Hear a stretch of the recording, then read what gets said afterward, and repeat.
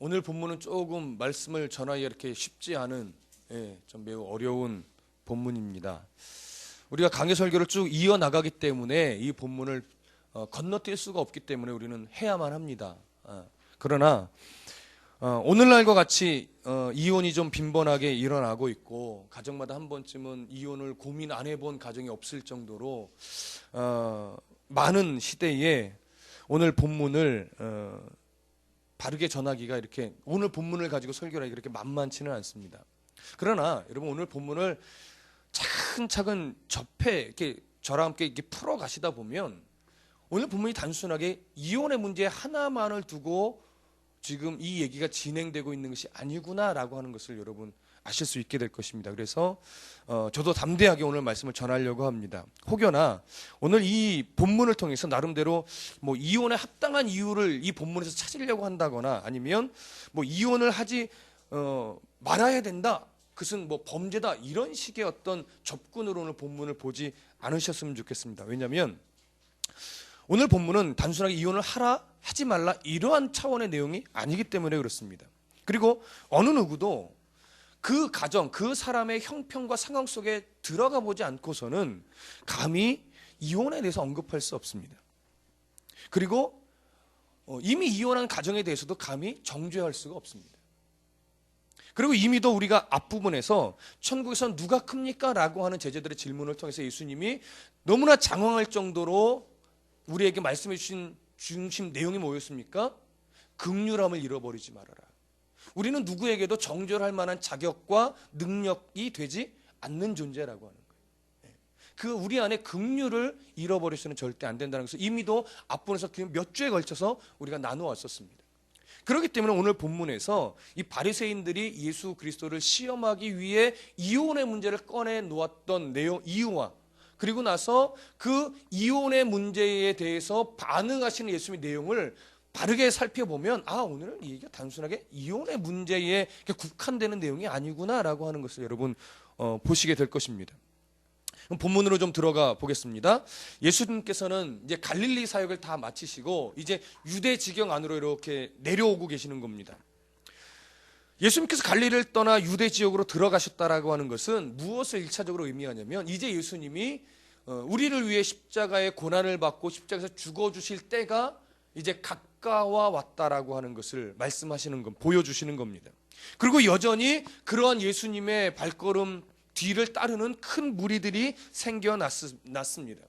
그리고 그 무리들이 모이는 곳곳에서 예수님은 여전히 병고침의 역사를 일으키셨습니다. 여기 병고침의 역사는 우리가 앞에서 계속 살펴봤듯이 단순하게 예수님의 능력으로 우리의 병을 고쳐주셨다 이런 차원이 아니라 하나님 나라의 모습을 보여주고, 우리가 갖고 있는 이렇게 우리가 고치지 못하는 질병이 고쳐지듯이 우리의 죄 문제는 인간의 힘으로는 절대 해결할 수 없고, 그 죄 문제를 해결하기 위해서 예수 그리스도께서 이 땅에 인간의 몸을 입고 오신 것이다. 그 구원의 역사를 보여주고 확인시키기 위해서 계속해서 병을 고쳐주신 것이지, 단순하게 아파서 어쩌나 불쌍하다 이런 차원으로 병을 고쳐주신 사역이 아니라는 겁니다.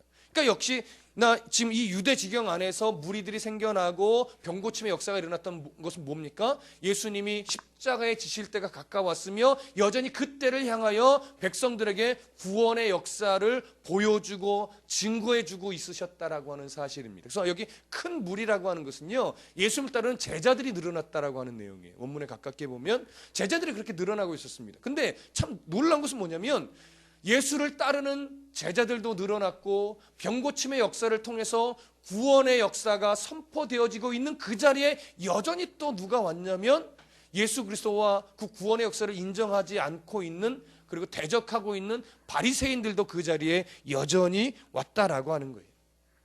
그 바리새인들이 여전히 예수님을 시험하여 넘어뜨리고자 하는 이유를 가지고 오늘 예수님에게 질문을 합니다. 그 질문의 내용이 이제 3절이죠. 다 같이 읽어보겠습니다. 시작. 바리새인들이 예수께 나와 그를 시험하여 이르되, 그 사람이 어떤 이유가 있으면 그 아내를 버리는 것이 옳으니까. 여기 보면 그를 시험하여 이르되라고, 시험한다는 것은 우리가 느낌대로 그대로예요. 예수 그리스도를 올무지어서 어떻게 하면 넘어뜨릴까, 어떻게 하면 죽여버릴까, 이런 의도와 계획과 작정함을 가지고 예수님께 나와 질문했다라고 하는 거예요. 근데 그 올무를 지우려고 했던 질문이 뭐냐? 바로 사람이 어떤 이유가 있으면 그 아내를 버리는 것이 옳으니까.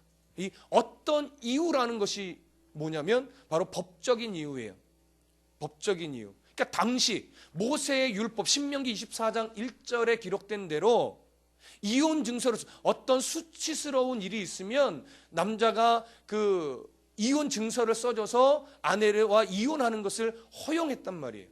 근데 그것을 해석함에 있어서 당시 이런 해석 저런 해석이 이렇게 양분화되어 있었어요. 그래서 그런 이유를 가지고 아내를 버리는 것이 참 이 표현이 싫어요. 그냥 이혼하는 것이 이렇게 써도 될 것을 이 바리새인들이 뭐라고 표현하냐면 아내를 버리는 것이 참 그게 당시 문화였어요. 당시 유대인들이 이스라엘 안에서 남자들이 갖고 있던 사고방식이었어요. 이혼 증서를 써주고 아내를 버려요. 왜? 자신의 정욕을 채우기 위해. 여자는 이혼 증서 써줘서 여자가 이혼할 수 없습니다. 남자만이 여자를 이혼하여 내어버릴 수 있던 시대였어요. 그렇죠? 여러분, 그 땅에 태어나지 않은 것 감사하십시오. 아멘 소리가 크시네. 우리나라 조선시대에도 태어나지 않은 것 감사하십시오. 지금 태어나셨으니까 꼭 이혼을 조장하는 얘기 같은데 여자들도 그냥 그쵸? 너랑 뭐써 이럴 수 있는 좀 이상한 명을 흘렀는데 여기까지만 하겠습니다. 어쨌든 그런 때였어요. 그런데 이 이혼이라고 하는 이 당시의 이 화두가요 굉장히 예민했었어요. 특별히 왜 예민했냐면 마태복음 14장으로 가보시면 어떤 사건이 기록되어 있습니까? 세례 요한이 죽는 내용이 기록되어 있어요. 세례 요한이 왜 죽었죠? 당시 헤롯 안티바스에게 왜 재혼했냐? 너의 재혼이 합당하지 않다, 악하다 해서 책망했단 말이에요.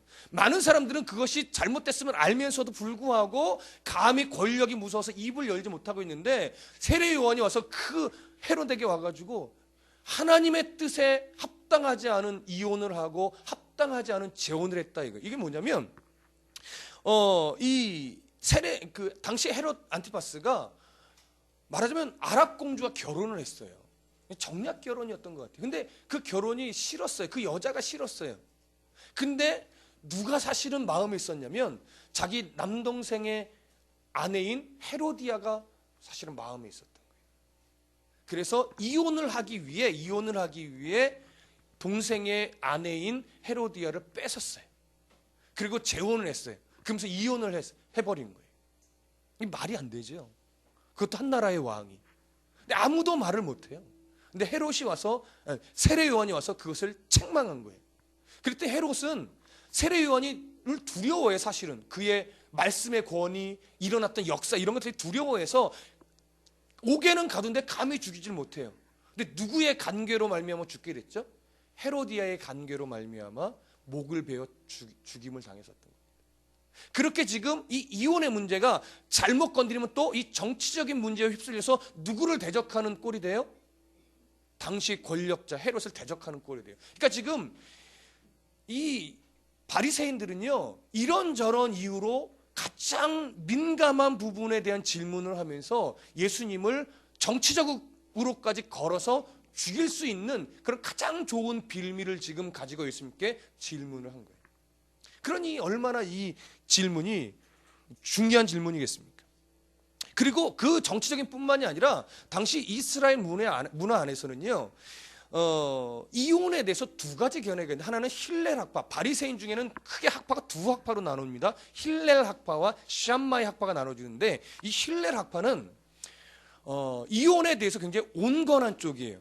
그러니까 사소한 이유를 가지고도 이혼을 할 수 있다라고 하는 거예요. 근데 그 사소한 이유가 뭐냐면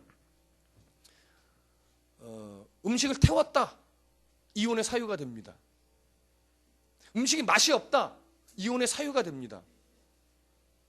여러분 웃으시죠? 다른 여인보다 못생겼다, 이게 주관적이지만 남편이 생각하기에 내 아내는 저 여자보다 못생겼어, 이혼의 사유가 됩니다. 어처구니가 없지요. 그게 사소한 이유. 근데 그게 뭐냐면 신명기 24장에 나타나 있는 모세가 수치스러운 일이 있을 때 남자가 이혼 증서를 써주고 이혼해도 된다 이렇게 허용을 한 그 수치스러운 일에 대한 이것을 이렇게 해석을 한 거예요. 힐레락파는. 그래서 남자가 또 이혼하자, 또 한 번 이혼하자, 또 한 번 이혼하자 3번 하면요 이게 또 합당한 이유가 돼요. 그래서 법적으로 이게 합당한 이유가 돼서 이혼을 할 수가 있어요. 참 어처구니가 없죠. 그렇게 이게 따지면 되게 많은데 지금 몇 가지만 예를 든 거예요. 힐레락파는 이혼에 대해서 이렇게 아주 온건한 쪽이었어요. 그리고 여자 쪽에 편을 들어 있는 것이 아니라 절대적으로 누구 편에 들어서 있는 거예요? 남자 편에 서 있는 거예요.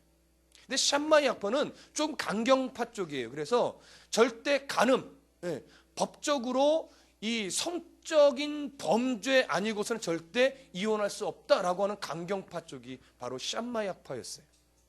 그러니까 바리새인의 그 두 부류로 나눠져 있는데 만약에 예수님이 샴마이 학파 쪽의 견해를 주장하면 어느 쪽에서 반발이 들어와요?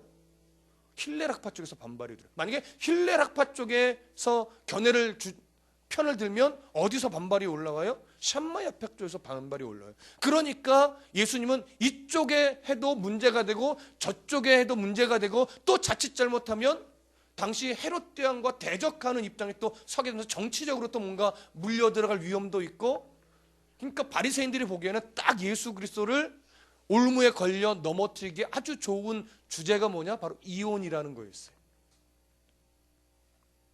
이 문제를 가지고 이제 예수님이 어떻게 풀어 가시는가 우리가 확인을 해봐야 되는데, 이제 예수님의 한번 반응을 보시죠. 4절부터 6절까지 한번 읽어보겠습니다. 4절부터 6절까지 시작.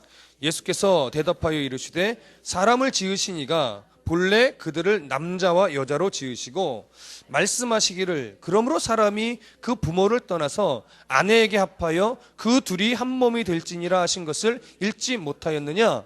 그런즉 이제 둘이 아니요 한 몸이니 그러므로 하나님이 짝지어 주신 것을 사람이 나누지 못할지니라 하시니. 자 보세요. 예수님은 지금 그런 어떠한 그 교묘한 술수를 가지고 질문을 하는 바리새인들의 질문에 휩쓸리지 않았어요. 그러면서 뭐 모세 율법이 이런 것을 먼저 그것으로 반응하지 않고 먼저 뭘 얘기하시냐면 하나님이 만물을 창조하실 때 남자와 여자로 창조하셨다라고 말씀하시면서 창조의 원리에서부터 먼저 접근하는 거예요.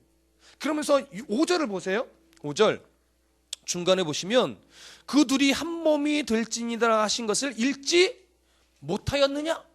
읽지 못하였느냐? 이 얘기는 뭐냐면 너희들이 율법이 어쩌다 저쩌다라고 자기의 소견에 오른 대로 막 주장하고 나를 걸려 넘어뜨리려고 말하는데 너희들은 율법은 안다라고 그렇게 자부하면서 창조 때 하나님이 남자와 여자에게 주신 창조 원리는 못 봤느냐?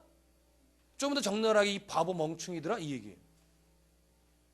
모세 율법은 알면서 모세 율법보다 더 앞선 하나님의 창조 원리, 남자와 여자에게 정해놓으신 하나님의 창조 원리는 모르느냐? 이 얘기를 하는 거예요. 그래서 여러분 다시 4절로 돌아와 보세요. 예수님께서 대답하여 이르시되 사람을 지으신 이가 본래라고 하는 거예요. 이 본래가 갖고 있는 느낌은 뭐냐면 율법보다 더 앞선 하나님의 원리라고 하는 거예요. 모세 율법은 그래도 하나님의 뜻 안에서 지어진 거지만 사람이 낸 거란 말이에요. 사람이 낸 율법보다 더 앞선 것이 뭐라고요? 하나님의 창조 원리라고요. 그 상위법이에요.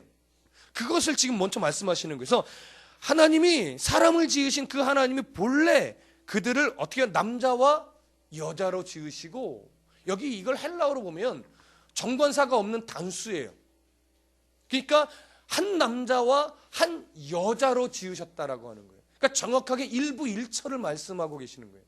한 남자와 한 여자로 지으신 후에 말씀하시기를 뭐라고 말해요? 그러므로 사람이 그 부모를 떠나서 아내에게 합하여, 한 남자와 한 여자가 부모를 떠나서 아내와 합하는 것이 부부에게 주어진 하나님의 창조 원리란 말이에요.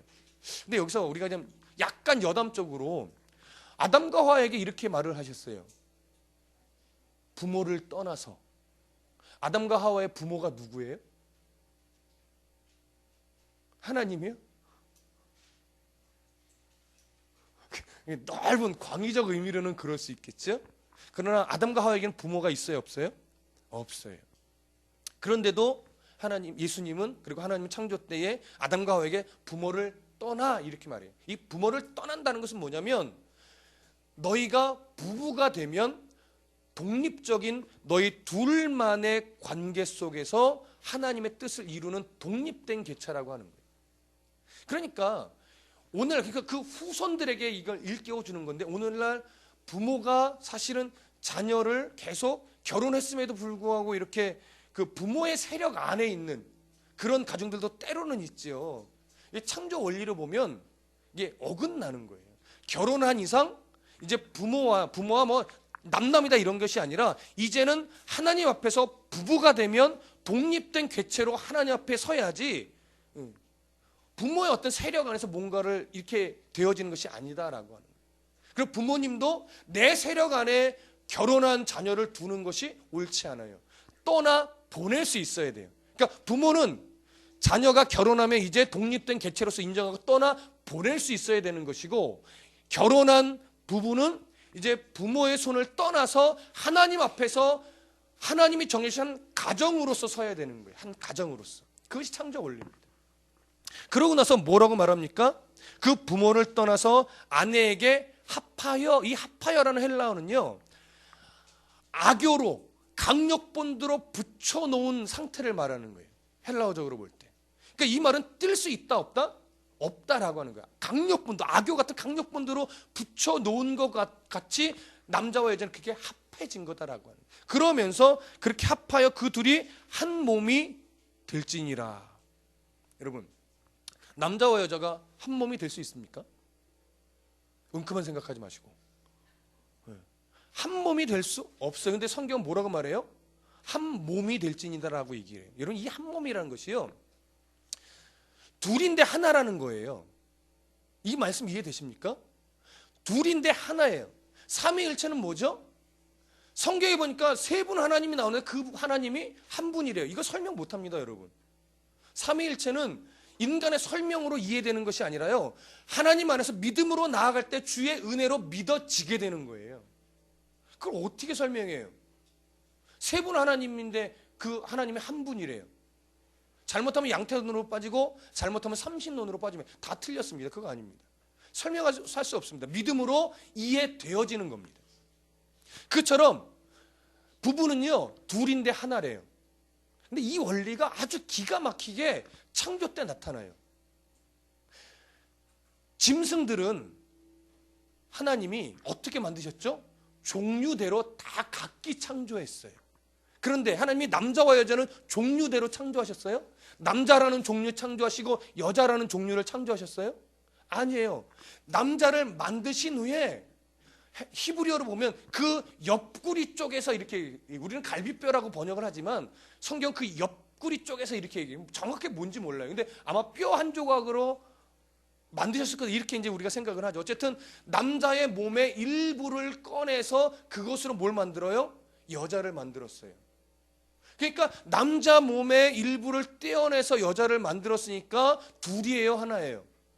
하나예요. 느낌 이해되십니까? 그런데 동시에 만든 게 아니에요. 여러분, 창세기를 차근차근 읽어보세요. 동시에 만든 것이 아니고 만물을 창조하신 후에 남자를 만들어 놓으시고 그 남자에게 먼저 일을 주셨어요. 동물들의 이름을 짓게 하셨죠, 관리를 하면서. 근데 이름을 짓다 보니까 힘들어요, 안 힘들어요? 힘들어요. 야, 나 혼자의 능력으로는 하나님이 맡겨주신 이 일들을 감당하기가 어렵구나. 내가 이렇게 부족한 존재이구나. 이걸 먼저 깨닫게 하시는 거예요. 그래서 하나님이 독초하는 것이 좋지 않게 보인, 이게 뭐냐면 하나님의 의도대로 된 거예요. 너의 연약함을 알겠지? 이제 내가 너의 연약함을 도와줄 수 있는 한 존재를 내가 만들어줄게 해서 남자가 잠을 잘 때 그 몸의 일부를 가지고 어떻게 돼요? 여자를 만든 거예요. 그러니까 남자의 밑에 있는 거예요, 여자가? 아니라고요. 하나님이 여자를 먼저 만들고 나중에 그 여자의 몸에서 남자를 주실 수도 있었어요. 근데 그냥 하나님의 뜻이 엿장수 맘대로 남자를 먼저 만들었기 때문에 그렇게 된 것이지, 이게 남존여비 사상과 아무 상관이 없는 거라고요. 너의 부족함을 알아라. 그리고 너의 부족함을 메꿔줄 여자를 내가 만들어줄게 하면서 부족한 부분을 채워가는 한 몸을 만들어주신 거예요. 그래서 부부는 두 사람이지만 한 몸이라고 하는 거예요. 그러니까 잘난 사람끼리 만나면 돼요, 안 돼요? 안 돼요. 나의 부족한 사람을 채워줄 수 있는 그 사람을 배필로 만나야 되는 거예요. 이게 창조의 원리예요. 자, 조금 더 나가 보시죠. 그렇게 한 몸이라 될지니라 하신 것을 읽지 못하였느냐? 부부란 이런 존재라고 하는 거예요. 이런 관계라고 하는 것이죠. 6절. 그런즉 이제 둘이 아니요 한 몸이니 그러므로 하나님이 짝지어 주신 것을 사람이 나누지 못할지니라. 여기 짝지어 주다라고 하는 이 짝지어 준다라고 하는 말은요, 헬라어적으로 볼 때 멍에를 함께 맨다라고 하는 거예요. 멍에를. 멍에를 함께 매는 존재로, 그런 원리로 내가 남자와 여자를 만들었으니 하나님이 그렇게 만들어 놓으신 가정을, 부부를 사람이 나눌 수 있다 없다? 나눌 수 없다. 이게 창조의 원리인 거예요. 그러니까 여러분, 이 자리에 결혼 안 하신 여러분, 제발 부탁인데 남자든 여자든 내 배우자를 선택하실 때 재력, 또 학력, 또 외모의 힘을 뭐라고 말해요? 또 외모, 이런 게 기준이 절대 되지 마시고 내 부족한 부분을 채워서 나와 함께 고난의 강도 넘어갈 수 있는 멍에를 맬 수 있는 자인가? 여러분, 이게 기준이 되셔야 돼요. 근데 이게 기준이 되지 않고 재력, 학력, 외모, 이게 기준이 되다 보니까 어떻게 돼요? 서로 부족한 부분을 채워주는 역할을 하지 못하는 거예요. 그래서 가정이 자꾸 깨지는 일이 벌어지는 거예요. 근데 여러분, 여기서 너무 중요한 원리가 하나 들어옵니다. 창조의 원리대로 남자와 여자가 만나서 결혼을 하면 부부가 이혼할 일이 생겨요, 안 생겨요? 그건 안 생겨요. 근데 아담과 하와의 범죄 이후에 죄가 들어왔어요. 죄가 들어오다 보니까 사람이 그 죄의 영향력을 받아서 하나님이 주신 선한 판단력이 흐려졌어요, 안 흐려졌어요? 흐려졌어요. 그래서 세상에 여러 죄의 흔적들이 많이 나타나요. 살인, 강도, 사기, 음란, 이런 것들이 죄의 흔적이란 말이에요. 창조의 원리대로 살아가게 되면 이런 흔적들이 안 생겨요. 근데 아담과의 범죄로 말미암아 죄가 인간 세상에 들어오고 그 죄의 영향력 아래 우리가 놓여지면서 그런 죄의 흔적들이 많이 일어나요. 그 중에 하나가 뭐예요? 이혼이라고요. 그 중에 하나가 죄의 흔적 때문에 들어오고 발생하고 생겨난 게 이혼이란 말이에요. 그러니까 이혼은 누구 죄 누구 잘못 이런 차원의 문제가 아니라 창조의 원리대로 순종하지 못함으로 죄로 말미암아 나타난 하나의 흔적일 뿐이에요. 그래서 여러분, 쉽게 이혼한 사람을 어떻게 예수 믿는 사람이 이혼을 해, 이렇게 정죄할 수 없다라고 하는 거예요. 왜? 예수 믿는 여러분 죄에서 자유로우십니까? 물론 우리는 예수로 인해서 자유롭습니다. 그러나 그 죄의 영향력을 안 받고 나는 절대 죄 안 짓고 살아갈 수 있어, 이렇게 자신할 수 있어요? 없단 말이에요. 우리는 이 땅에 사는 동안. 그래서 끊임없이 그 죄와 상관없이 살기 위해 바울도, 또 우리도 어떻게 돼요? 나를 쳐서 복종시키는 싸움을 해냈던 것이요. 하고 해야 되는 것이고. 언제까지요? 주님이 나를 부르실 그때까지. 영화의 단계에 들어가기 전까지는 끊임없이 죄와 상관없이 내가 살아가는 창조의 원리대로 살아가는 싸움을 하셔야 되는 거예요. 그래서 남자와 여자 부부 사이에요, 이 창조의 원리가 적용되어지는 그 순종, 그 희생, 이 싸움을 하셔야 되는 거예요.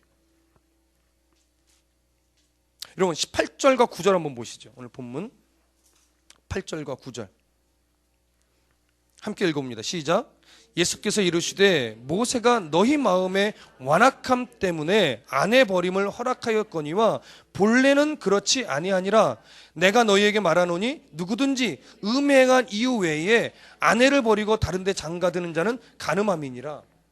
그렇게 하나님 예수님이 창조의 원리는 이혼할 수 없는 것이다 라고 가르쳤더니 이 바리새인들이 이 예수님이 샴마이 학파의 주장에 서 있구나 이렇게 생각한 거예요. 사실은 지금 예수님의 가르침은 샴마이 학파의 입장이 아니라 그것보다 훨씬 더 높은 차원의 창조 원리를 가르쳐 주는 거란 말이에요. 근데 바리새인들 그걸 못 깨달았어요. 그래서 7절에 그러면 어찌하여 모세는 이혼 증서를 써주어 버리라고 말씀했습니까? 이러는 거예요.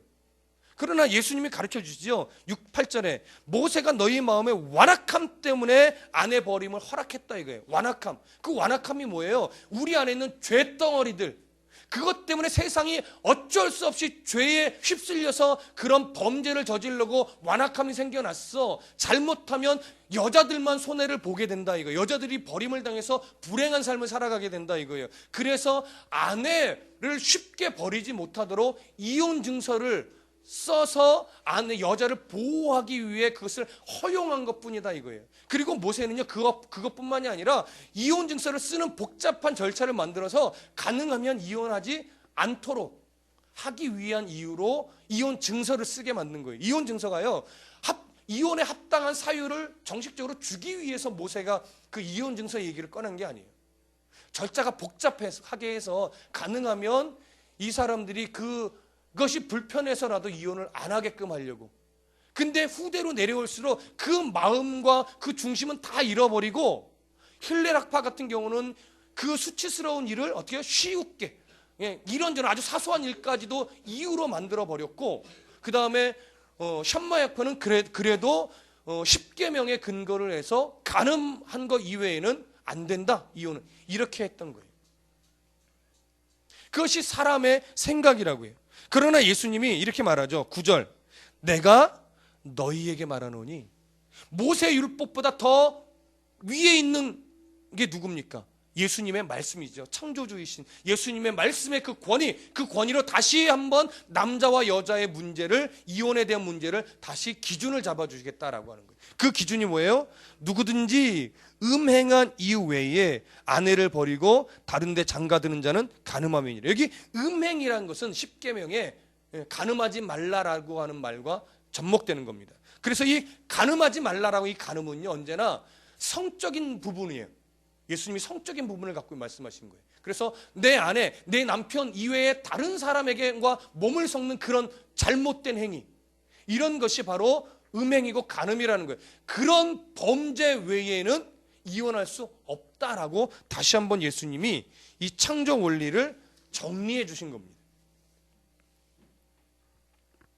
자, 예수님이 왜 이 10계명에 이 간음의 문제를 집어넣으셨을까요?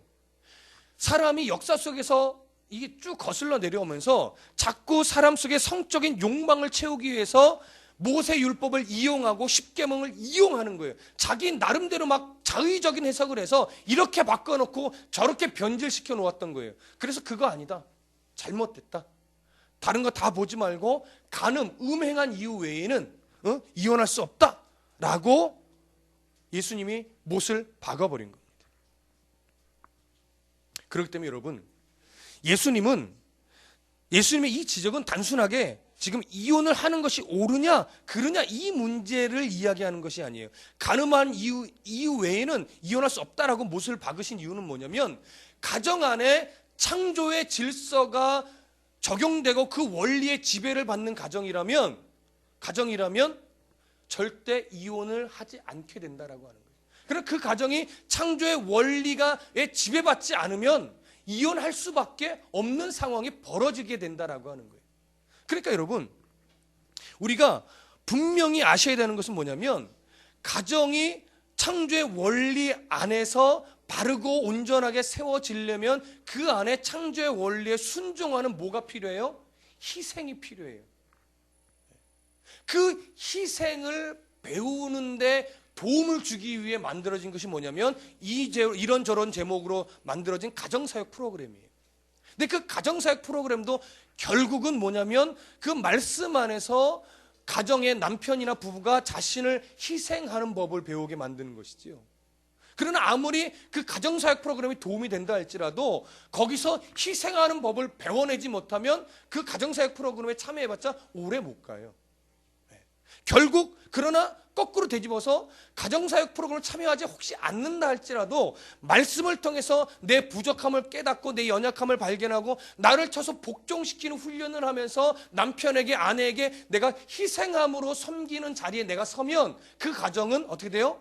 창조의 원리대로 건강한 가정으로 세워질 수 있는 거예요.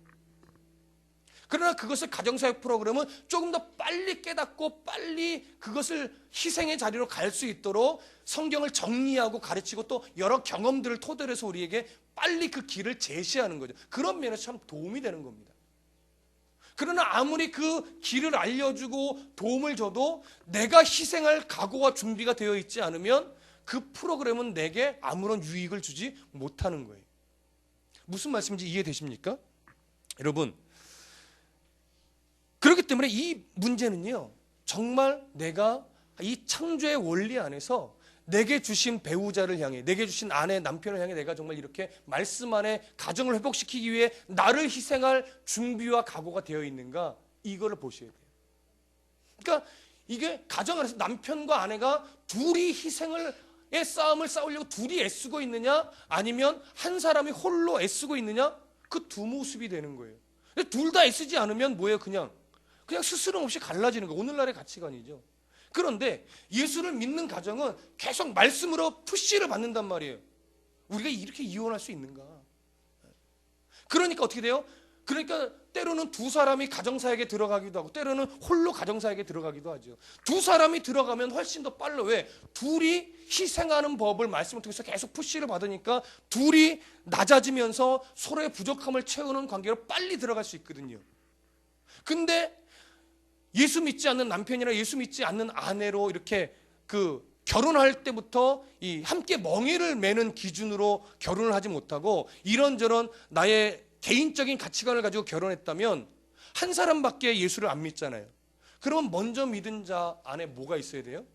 희생, 내가 예수를 아는 자로서 내가 남편 안에서 이 창조의 원리대로 그 부족함을 채워주는 내가 희생의 각오가 있을 때만이 거기서 다시 한번 가정이 회복될 어떻게 돼요? 힘과 가능성과 용기를 얻을 수 있는 거예요.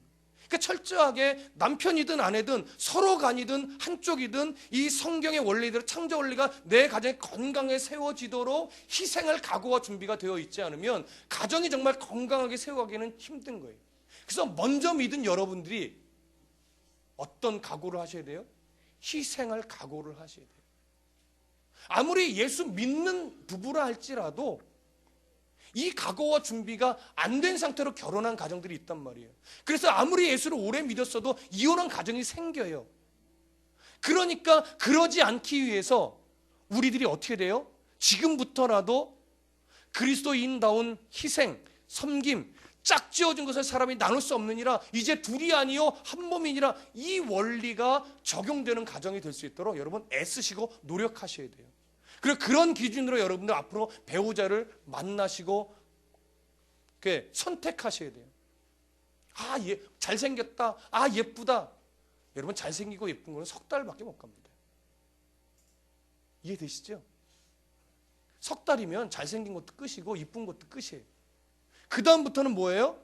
정말 이 사람이 나를 얼마나 배려하는가, 이 사람이 내 마음을 얼마나 알아주는가, 그것 때문에 살잖아요. 그래서 미운정으로 살고 고운정으로 살고, 그래서 결혼하면 그 순간부터는 사랑이 아니라 책임으로 사는 거예요.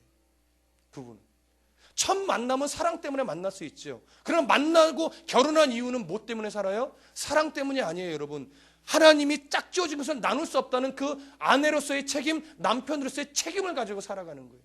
이 창조의 원리 안에는 책임을 지기 싫으니까 자꾸 깨지는 거예요. 여러분, 이게 가정 안에 적용이 되는 거죠. 그러나 이게 가정뿐만입니까? 세상 속에서 살아가는 그리스도인다운 책임과 의무, 그것에 다 적용이 돼야 돼요. 오늘 그래서 이 부분을 단순하게 부부, 가정, 아내와 남편에만 머무르지 마세요. 내가 세상 속에서 그리스도인으로서 하나님이 원하시는 책임이 있다고요. 그 책임을 바르게 하기 위해서는 뭐가 또 필요해요? 그리스도인다운 희생과 그리스도인다운 섬김과 그리스도인다운 낮아짐이 필요하다고요. 그리스도인다운 긍휼의 시각이 필요하다고요. 근데 내가 왜 세상 속에서 내가 그리스도인이랍시고 왜 나만 희생하고 왜 나만 낮아지고 왜 나만 겸손을 떨어야 돼? 이렇게 그리스도인의 희생을 각오할 준비가 되어 있지 않으면 세상 속에서 그리스도인다운 삶을 살아낼 수 없어요, 여러분. 교회가 세상 속에서 섬길 줄 모르고 희생할 줄 모르니까 교회가 건축만 하면 이웃들이 막 결사반대, 무슨 교회 건축 결사반대, 뭐 시끄럽다 어쩌다 저쩌다 하는 거예요. 물론 이런저런 정당한 이유가 있죠. 그럼에도 불구하고 교회는 세상과 그런 싸움을 최대한 뭐 하려고 해야 돼요? 안 할 수 있어야 돼요. 다드림교회가 예를 들어 다드림교회가 건축한다는데 우리 좀 시끄러워도 우리가 좀 참아야 돼. 다드림교회는 정말 건축했으면 좋겠어. 막 이런 소리를 들을 수 있는 섬김이 교회 안에 나타나야 되는데 그런 섬김은 성도만 많아지는 것만 막 고려해가지고 그런 섬김을 안 하고 교회만 커지려고 하니까 이웃에서는 그 교회 막 커지는 게 싫은 거예요. 건축하는 게 싫고 소음나는 거 싫고. 왜 그래요? 교회가 이미 희생한 적이 없거든요. 교회가 이미 낮아진 적이 없거든요. 성도를 향해서 이웃을 향해서 낮아지고 겸손하고 희생하는 모습이 전혀 없으니까 나중에 세상도 교회를 향해 자꾸 희생 안 하는 거예요. 대적하는 거예요. 그러니까 어디 이 내용이 가정에만 미치는 내용이냐고요. 우리의 삶에 전반적으로 다 적용되어져야 될 그런 내용인 겁니다. 그래서 여러분, 오늘 우리 본문의 제목처럼 이혼이 생기고 세상에 악한 일이 생기고 교회가 자꾸 세상으로부터 대적함을 받는 이유는 뭐냐면 다 우리의 완악함 때문입니다. 희생할 줄 모르는 우리의 죄성 때문입니다. 섬길 줄 모르는 우리의 교만 때문입니다. 그래서 여러분, 가정을 온전히 더 회복하고 싶으십니까? 그리고 교회가 더 바르고 건강한 교회로 세워가고 싶으십니까? 여러분, 세상 속에서 정말 그리스도인답게 살고 싶으십니까? 창조의 원리대로 살아가시려고 애를 쓰십시오. 창조의 원리대로 희생학을 각오를 하시고 겸손할 각오를 하시고 더 낮아질 각오를 하십시오. 그러면 가정이 언젠가는 분명히 하나의 뜻 안에서 회복되어집니다. 그리고 언젠가 교회가 회복되어집니다. 그리고 언젠가 교회를 중심으로 이웃이 회복되어집니다. 그 역할을 우리가 감당해내야 되는 겁니다. 이 사랑의 원리가, 이 희생의 원리가 우리의 모든 삶에 아름답고 복되게 적용되어지시기를 간절히 부탁드립니다. 기도하겠습니다.